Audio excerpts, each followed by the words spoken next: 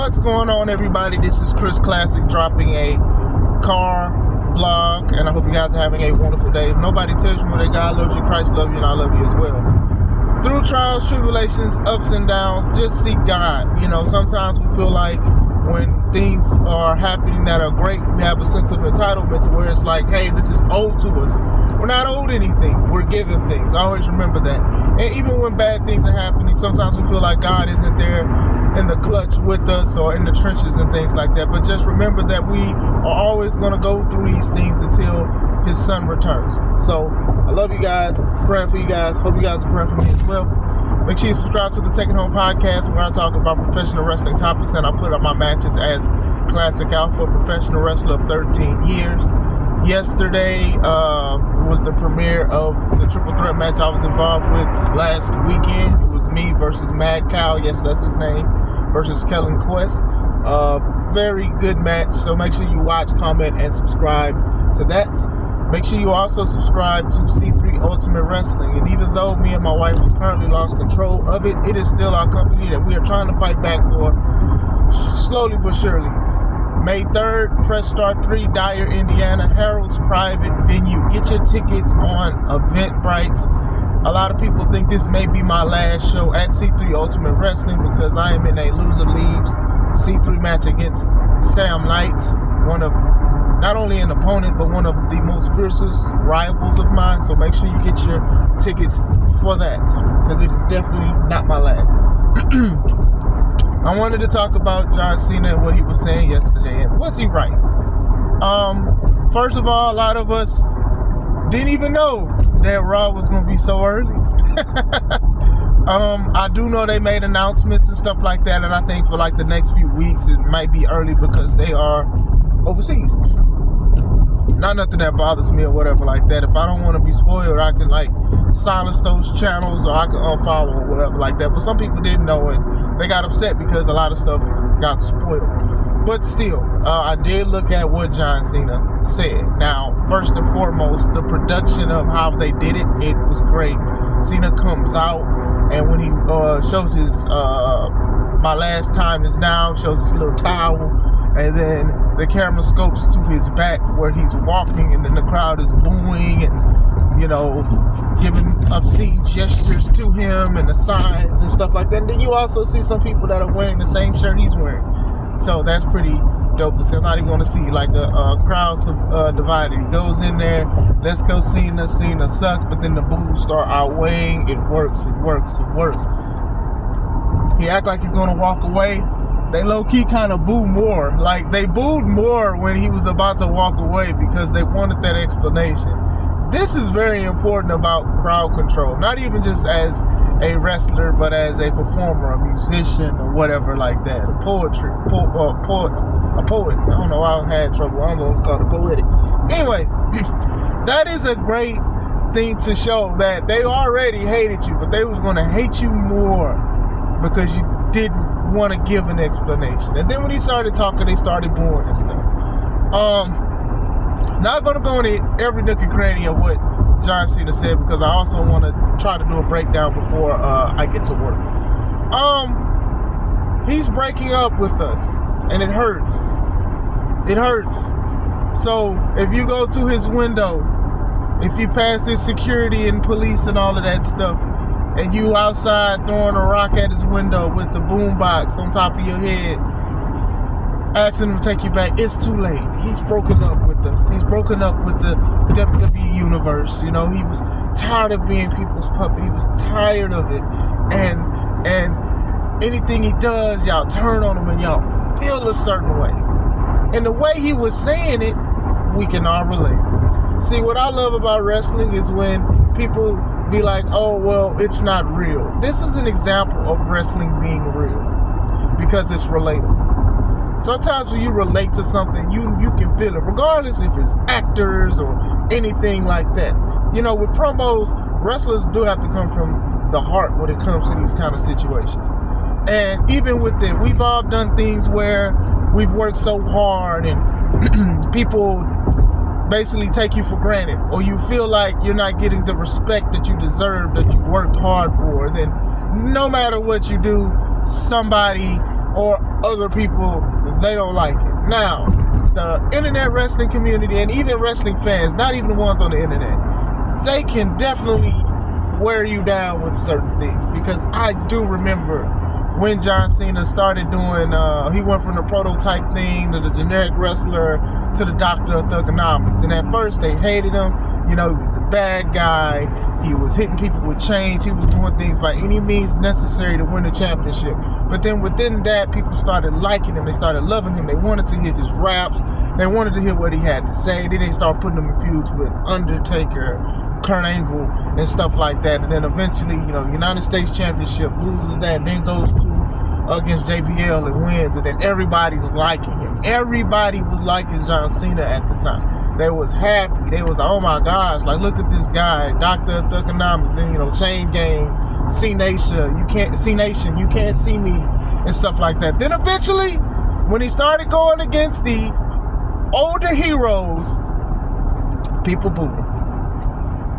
Went against the heroes, they started booing. Because not only was he going against the heroes, he was actually victorious. You know, so when he's going against Mr. WrestleMania, Shawn Michaels, and he's beating Shawn Michaels, actually they was trading victories, but still, people started booing him because they loved Shawn Michaels. When he was going against Triple H, when Triple H was on his nice guy stuff, started booing him, you know. He started coming out, they started booing him because they was like, hey, he's being forced down our throats, boss. No diddy. Hey, we didn't ask for this guy. Low-key, you did, but still, you did. You literally asked for the guy. You wore his shirts. You can't see me. You bought his album. Remember, he had a rap album. The Champ Is Here, or is it My Time Is Now? I want to say that it's called My Champ Is Here. The Champ Is Here. I don't know. One of those two. Bought his album. I believe it went gold. That's what, 500,000. Y'all bought his album. Y'all wanted to see him, but then eventually stuff with the internet and everything, they got tired of it. You started seeing signs that said, we've seen enough. Hey, that was very clever, by the way. We seen it. He's going against the guys that we consider legends. Booed him. It was like, how dare he? He's not a better wrestler. 5 moves of doom. He only got 5 moves. How can he be the best wrestler? How could he be the greatest wrestler if he got 5 moves? But then when y'all started pulling the curtain back, starting to understand how wrestling works, it started dying down. This is the reality of the situation. When you come in, let's go Cena. Cena sucks. Let's go Cena. Cena sucks. To the point that when he had somebody in the headlock, when he say let's go Cena, he clinched down on the headlock. But then when it was Cena sucks, he pushed back off of him. Yes. He went through this stuff. But he persevered. A lot of fans still liked him, even adults. But the thing was, it was just the right thing to do. A lot of people thought he was corny. A lot of people wanted him to change. And he did. And honestly, he got most of the love when he decided to step back a little bit and focus on other ventures. Now people love it. At one point, they buying tickets, and they still buying tickets regardless of his dastardly deeds. So, he's right. He's definitely right. And even with wrestling is the same way, right? I mean, look at even Jey Uso's situation. A lot of people like Jey Uso, but then some people are like, is he really championship material? But this is the guy that y'all liked at one point. Y'all still liked, and some of y'all heat with. Cody too. I'm not gonna sit here and say like they have like the best reigns or anything like that, but sometimes when you get what you want, it ain't what you want, or you know, you just change your mind. We as humans, we change our minds. And speaking of human, John Cena said he was human, and he changed his mind on us, and it just hurts. It just hurts. Please don't go. It hurts. So, you know, he said it. He said, I'm not a baby face. I'm not a heel. I'm a human. And this is the thing with wrestling. Like, I don't like when our terminology is out there, but the reality is, it's out there. So when he says he's human, he actually has valid reasons on why he's upset with people. It works. It works because that's just the way of the world and how some people do things and how they act with certain situations, honestly. That's exactly how some things happen. That's exactly how it works when it comes to how some people want to treat people and how they want to use people and how they want to, mistreat people. You know what I'm saying? It's just the same way, honestly. And, you know, he said, he was like, hey, you guys wanted me to do this, and then it was a problem. when I did this, it was a problem and stuff like that. And then he's saying like, hey, you know, you guys don't know what you want. That's basically what he was alluding to. And he's right, man. Hey, man, look. There are a lot of people that say, hey, push this person. And then when this person gets pushed, now they sick of them. Oh, can we push somebody else? Or whatever like that. Oh, I'm tired of this person. And it's not even just Cena. It's Roman. It's a lot of other people. And Cena, when he was the face of the company, that's like when people really was doing dirt sheets and internet stuff and podcasts and all of that stuff. People came out of everywhere. It was like, I don't like him because he does this. I don't like him because he does that. You get what I'm saying? But like he said, it's like no matter what he does, it's just not enough. He felt that he was in an abusive relationship. And low-key, it can be, man. Sometimes people do give in to what the fans want. And sometimes the fans will just run over and feel like it's a sense of entitlement. Not all, some. Some just enjoy it. You know, he went after the people that was going for Let's Go Cena. He was like, you guys, you know, you guys are the worst ones. Y'all make jokes about the you can't see me and made me an invisible joke.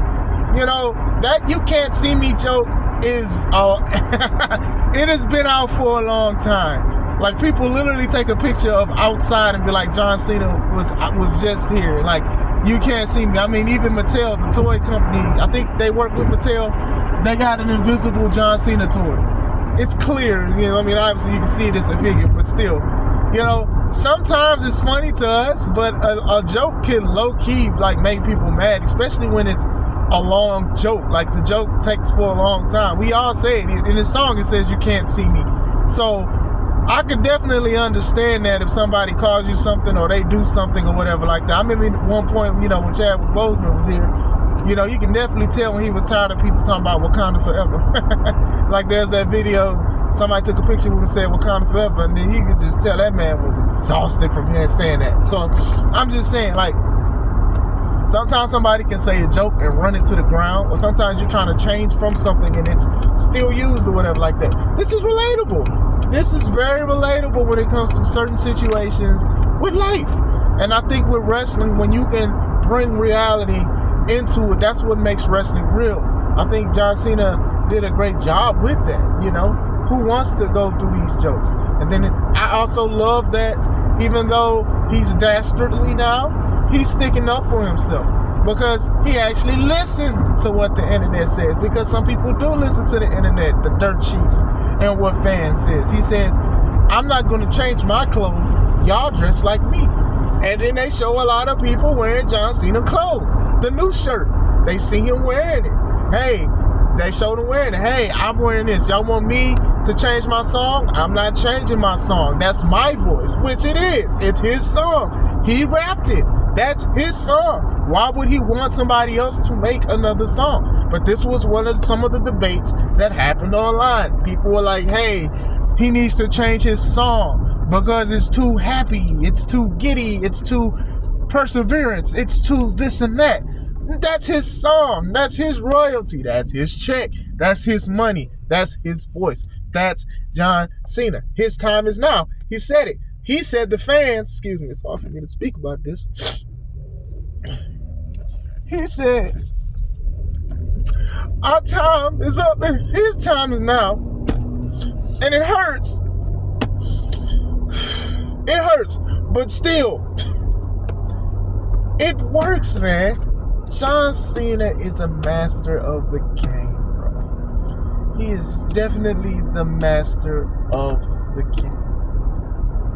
Because why would he? Like, I like stuff that can kind of make you think. Why would he change who he is? Because he's done stuff himself.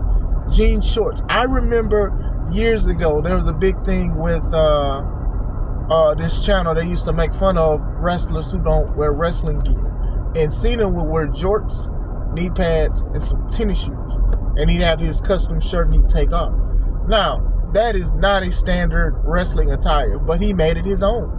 It became to the point that people wasn't talking about it anymore. And that was jokes too. Oh, he's wearing jorts. How dare he wears jorts? This is the wrestling business. How dare you wear some pants and knee pads and tennis shoes? And he's been doing this for years.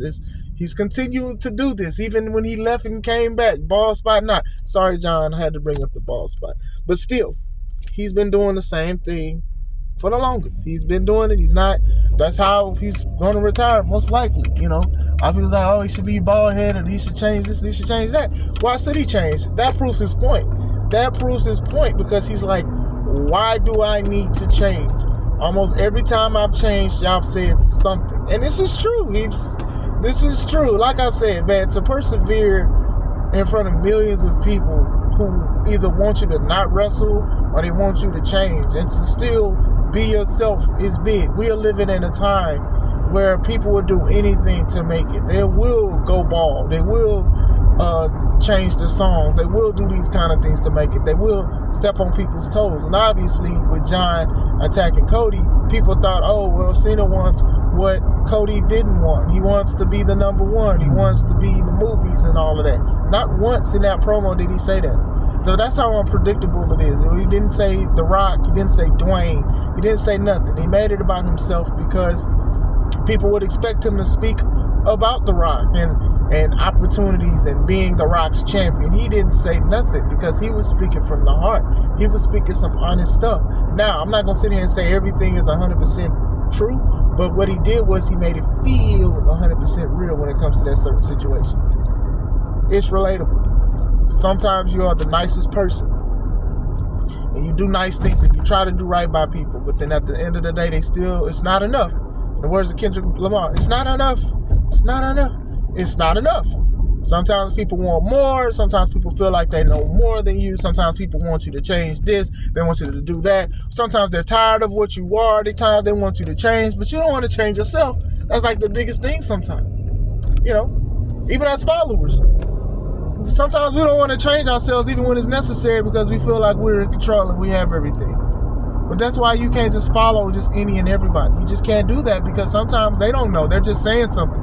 And then even when you do change, they'll get mad that you changed. That's just how the world works sometimes. So it's very relatable on John Cena's part about that. Now, the dastardly thing of hurting Cody Rhodes, of course.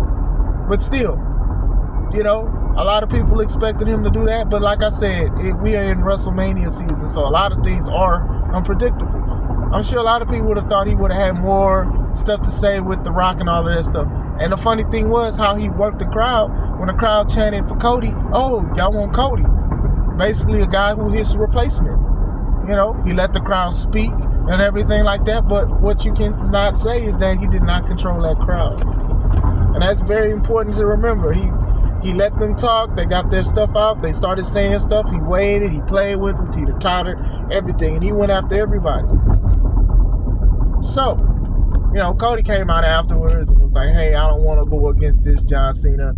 I want to go against hustle, loyalty, respect, and stuff that's on his shirt, not the whiny BITCH and stuff like that. You know, hey, I mean, it's nice. You know, the crowd popped and the crowd liked it and stuff like that because the crowd still loves Cody Rhodes. So I'm very interested in this match. I'm very interested in it to see what it is.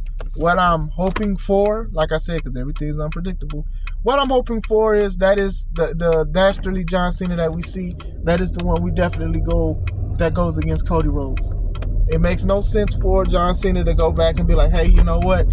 I need to go back to this, the person that, you know, the crowd liked. It makes no sense. Like, if anything, because I know he's retiring and he may retire, who knows, but I think he should win the belt. But I don't think he needs to change, like, at WrestleMania and be like, yeah, you know what, I'm just going to do this and give it my all. It makes no sense. That was like, even when, like, The Rock and Hulk Hogan, right, they went against each other at WrestleMania 18, and it was a very good match. And it was like, leading up to that match, Hulk Hogan hit The Rock with an 18-wheeler. He hit The Rock with an 18-wheeler. They had him in an ambulance, I believe, and he hit him with an 18-wheeler. They was beating up Stone Cold. They was doing a whole bunch of dastardly stuff to The Rock. And then after that match, The Rock and Hulk Hogan, they embrace each other. And then the NWO, which was Kevin Nash and Scott Hall, comes out, and they're upset because how dare you, Hulk Hogan? How dare you? He was beating up people, busting people open. Paul's no Diddy. And we hit him with a car. We hit him with a truck, with an 18-wheeler. How dare you shake his hand just to bring back Hulkamania to make millions of dollars? And that's the truth. That is literally the truth what happened. Like when you look back at that stuff, and it wasn't like years between, like literally was leading up to WrestleMania 18. Hogan literally tried to kill The Rock. But after the match, which was very good, by the way, oh, we're going to shake each other's hand and we're going to embrace it. We're going to team up for a little bit. So to me, that's the vibes that it would get. Of course, people would still look at it. As far as merch sales, people are still going to buy John Cena merch. I mean, they bought it there. They bought it there. People are just here to give him his respect and his flowers and still have fun and boo and cheer. But like I said, as far as the promo, very great promo. I think it's a promo that wrestlers should study as far as what should wrestlers do as promo-wise. Controlling the crowd, having everybody in there, and blend reality. Speak from the heart. You have to. And like I said, I'm a big guy that likes to do promos. So I do think that was one of the best ones. So what do you guys think? Do you guys like it? Do you not like it? Let me know. Hope you guys have a wonderful day. This is Chris Classic. Let's take it home.